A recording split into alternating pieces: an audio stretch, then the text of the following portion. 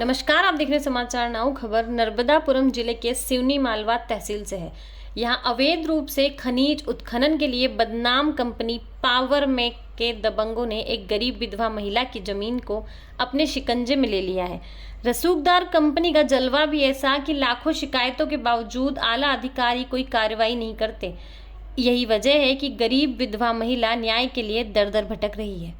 आइए आपको बताते हैं पूरा माजरा क्या है। दरअसल अब तक पावर मेक नामक खनन कंपनी नदियों में पोकलेन आदि मशीनों का इस्तेमाल कर अवैध रूप से खनन करने के लिए बदनाम थी।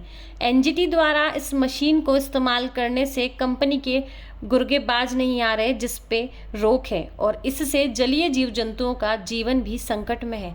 प्रशासन पर जलवा चलने लगा तो गरीब की जमीन पर भी इन लोगों ने निगाहें जमा ली। कुछ दिन पूर्व से एक विधवा महिला लीलाबाई पति राम यदुवंशी की जमीन में खुदाई का इन्होंने काम शुरू कर दिया। पीड़ित महिला ने जब विरोध जताया तो उसे धमकाया गया, जिस पर थक हार कर पीड़िता ने अनुविभागीय अधिकारी सिवनी मालवा के समक्ष अपनी लिखित शिकायत प्रस्तुत भी की। पीड़िता लीलाबाई बेवा स्वर्गीय पति राम यदुवंशी निवासी ग्राम बाबरी की ओर से उनके पुत्र सोमसिंह यदुवंशी ने बताया कि डिमावर पटवारी हल्का नंबर 7 एवं खसरा नंबर 9/1 एवं 10/1 जो सिवनी मालवा जिला नर्मदापुरम के राजस्व रिकॉर्ड में मेरी मां के नाम पर दर्ज है, यह दोनों रकबे नर्मदा के किनारे स्थित होने से बहाव के कारण इसमें रेत बहकर आ गई है। उसी रेत को अवैध रूप से बिना किसी अनुमति के पावर मेक कंपनी द्वारा अवैध उत्खनन किया जा रहा है। यह कार्य पावर मेक कंपनी बिना किसी सूचना और अनुमति के कर रही है। इस अवैध उत्खनन की सूचना के बारे में पूर्व में भी कई आवेदन दिए गए हैं।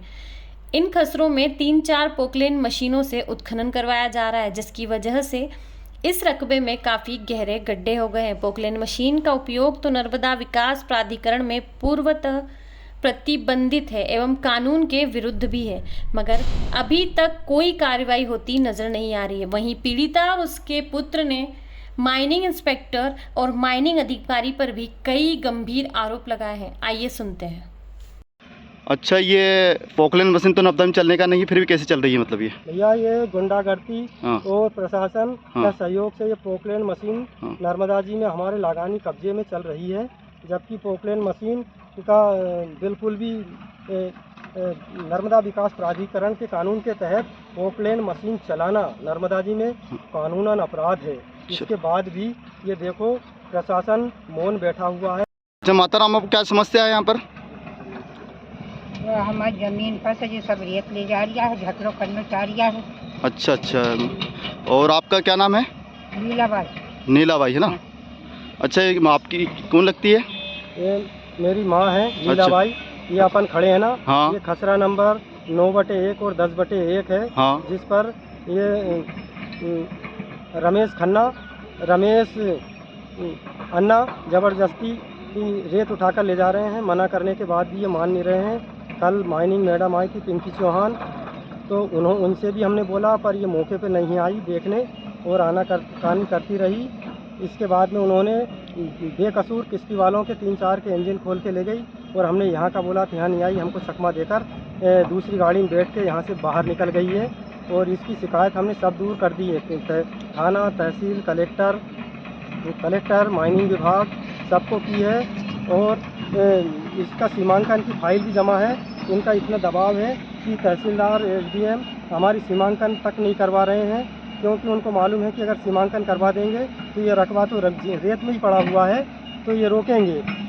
इसके बाद भी ये सीमांकन नहीं करवा रहे हैं। ये गुंडा माफिया और सीमांकन के ने सबको खरीद रखा है नीचे से ऊपर तक प्रशासन को, तो किसी की कोई सुनवाई नहीं हो रही है। हम लोगों के साथ में बहुत अन्याय हो रहा है। हम चाहते हैं कि मोहन सरकार हमारे को न्याय दे, पीएम मोदी प्रधानमंत्री न्याय दे। ये कैसी सरकार है जो महिलाओं के साथ में अन्याय कर रही है? महिलाओं के नाम की ज़मीन होते हुए भी महिलाओं के साथ कितना अन्याय हो रहा है, अत्याचार है। और ये इनके पास में गुंडे हैं जो आकर हमको धमकाते रहते हैं हमेशा। 150-200 गुंडे पले हुए हैं जो ज़बरदस्ती हमको धमकाते रहते हैं, इधर आए करेंगे तो हम तुमको मार डालेंगे। इस प्रकार की ये घटनाएँ हो रही है। शासन प्रशासन से गुहार लगाते हुए हम थक गए हैं, थक चुके हैं। हम बहुत निराश हो चुके हैं। किसी का हमको सहयोग नहीं मिल रहा, बिल्कुल भी सहयोग नहीं मिल रहा है। हम लाचार हो गए हैं। क्या करें। नीचे से लेकर ऊपर तक के जो जितने भी नेता लोग हैं, विधायक है, जनपद है, सबको कमीशन बंधा हुआ है। हमने पूरी जानकारी ले ली, उनसे जाके मिले तो बोलते हैं भैया हमने कुछ लोगों ने तो नाश्ता किया है और कुछ लोगों ने भरपेट खाना खा लिया है। इस प्रकार के यहाँ का माहौल बना हुआ है। क्या करें, हम कहाँ जाएं। प्रधानमंत्री से, हमारी मीडिया वालों से प्रार्थना है कि प्रधानमंत्री तक हमारी ये बात पहुँचाए और रखें तो हमको न्याय मिल सके। हम इस गुंडा राज से बहुत परेशान हो चुके हैं। जैसे यूपी में अतीक अहमद का गुंडा राज